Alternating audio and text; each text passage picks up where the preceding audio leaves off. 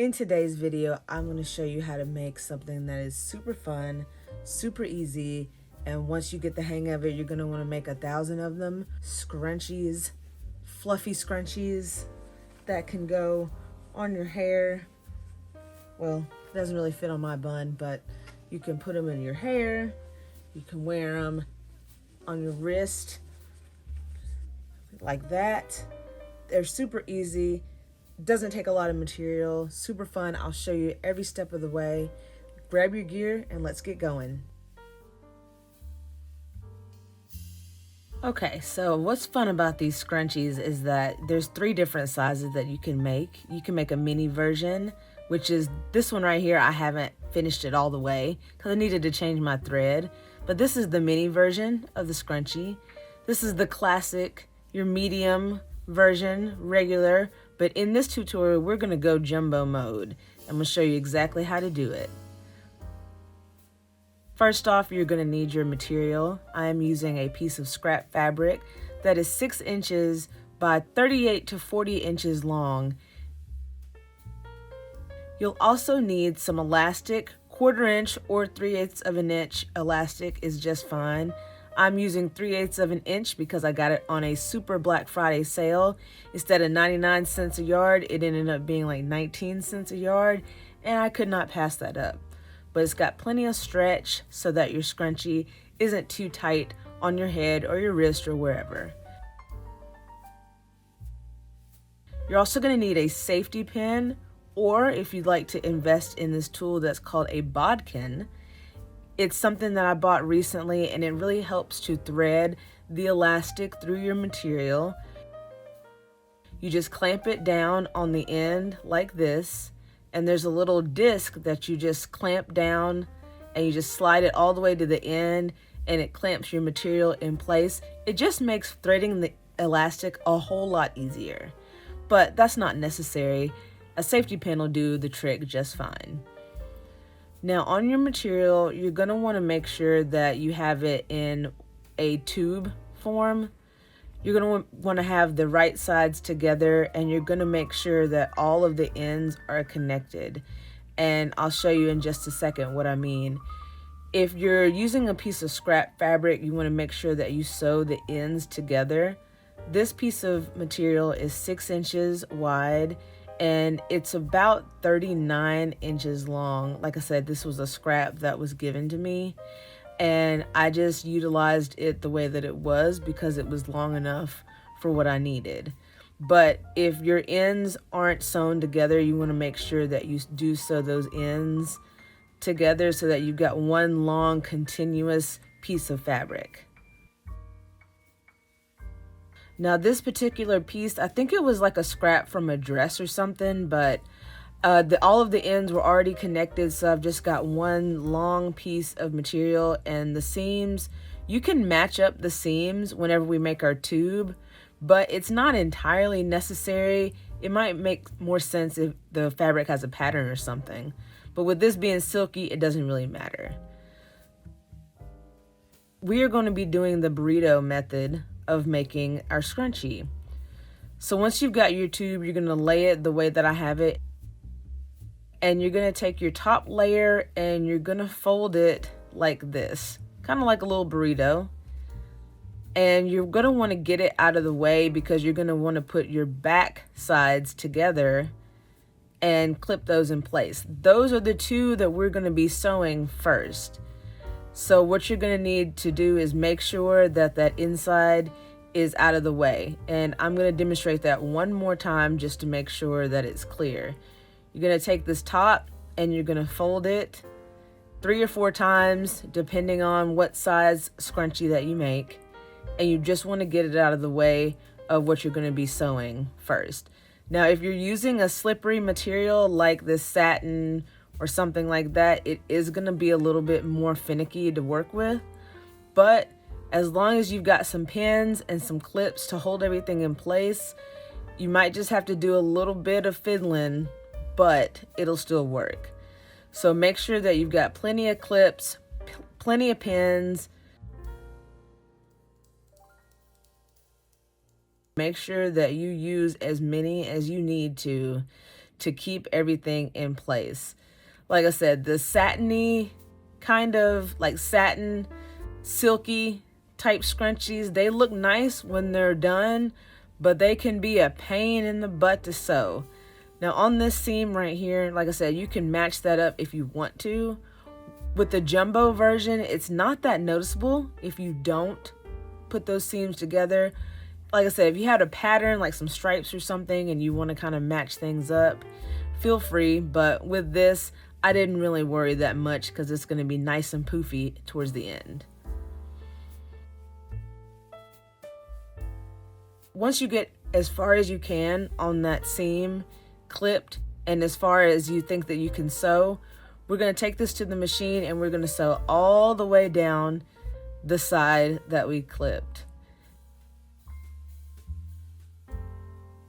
Now I did about a 3/8 of an inch seam, and again, with the slippery material, you really want to make sure that that fabric stays tucked in while you're sewing. It's going to want to get in your way.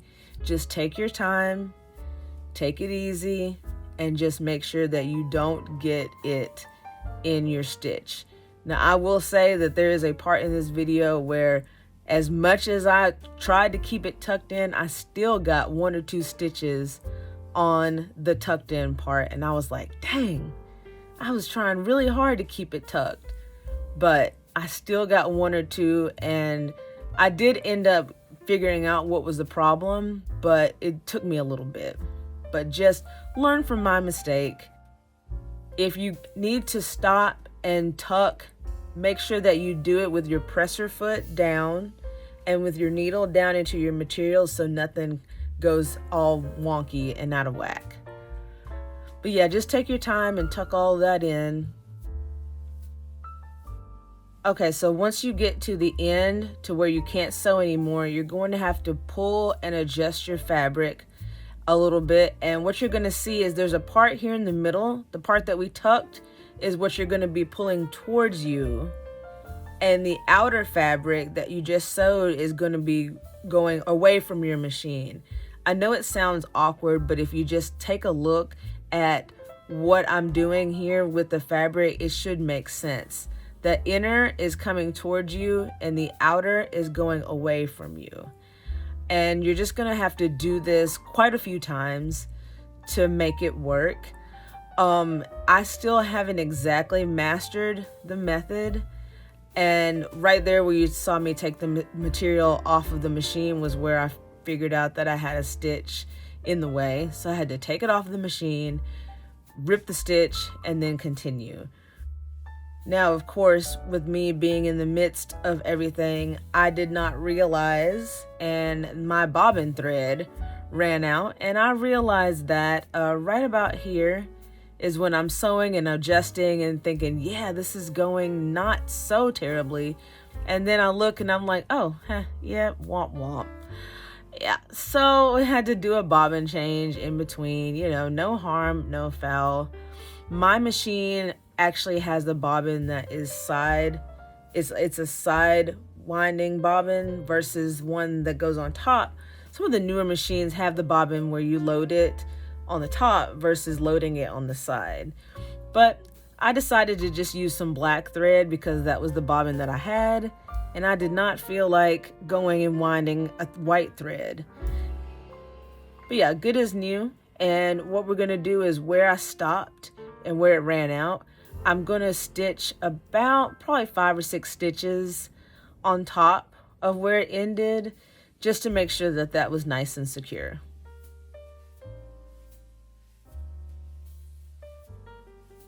We're going to continue to pull out the fabric and get it to where you're at the end, and you're going to leave about a 2-inch opening to where you're going to turn everything right side out. And here you can see where the opening is, and that kind of gives you plenty of space to where you can take the right side. You're going to work it out to where it's going to look like just a big old tube of fabric, and the pretty side is going to be facing out. But yeah, you may have to do a little bit of fiddling with it, Again, with this fabric being so slippery, it's just kind of the nature of the beast. But once you get everything turned right side out, you're going to want to close your opening. And what we're going to do is we've got to put our elastic in first. Now my elastic, I measured it to be 10 inches long. And that way that gives me enough to tie a knot on the end, and that it's got plenty of elasticity because it's elastic. Like I said, you can use a safety pin and thread it.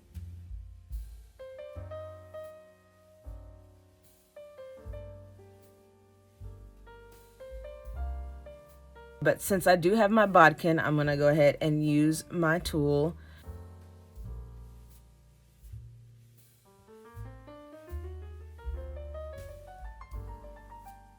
And then find your opening, and you're just gonna go and you're gonna thread your elastic through that opening.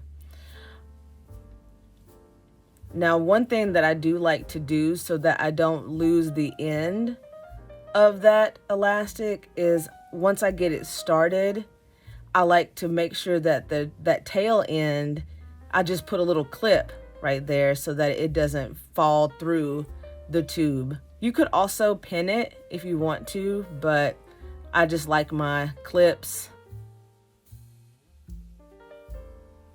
But you're just gonna get started with your elastic and threading that through your tube of fabric, and then you're gonna see things come together and you're gonna get super excited, because I usually do.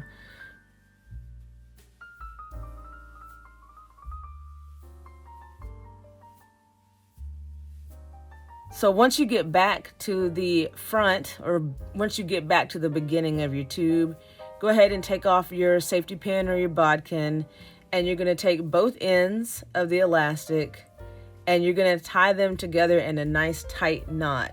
Now what I like to do is I like to take either the pin or the bodkin and just make sure that it is nice and tight. You can also sew the elastic if you prefer, but the knot it comes together a lot easier with just a nice tight knot. So once you've got your knot tied, you're gonna go ahead and take your pin or your bodkin off, and you're gonna tuck that knot in the ends right into the gap that we left open. And now we're gonna go ahead and do a few stitches just to close that gap. What I also like to do, a little pro Fistina tip, is I like to put a either pin or a clip on both ends of that gap just to make sure that I know that I closed it all the way. And on this particular seam, I'm just sewing about an 1/8 inch seam allowance, just to, you know, you don't want it to be too thick on there because you're just closing up the hole.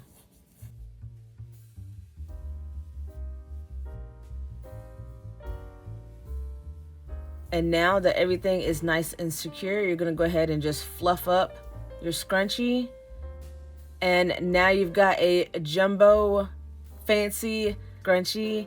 This is another one I did the other day with the same material. I had 2 pieces of this material and I was like, okay, I can make twinsies that can go on my wrist.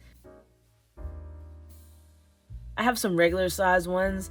Those were made out of knit fabric. That was like a t-shirt that I got from the thrift store. You'll end up getting addicted to making them, and then you're gonna have like a whole slew of them. And yeah, but that is the scrunchie tutorial, and I hope that you enjoy it. Thanks for watching.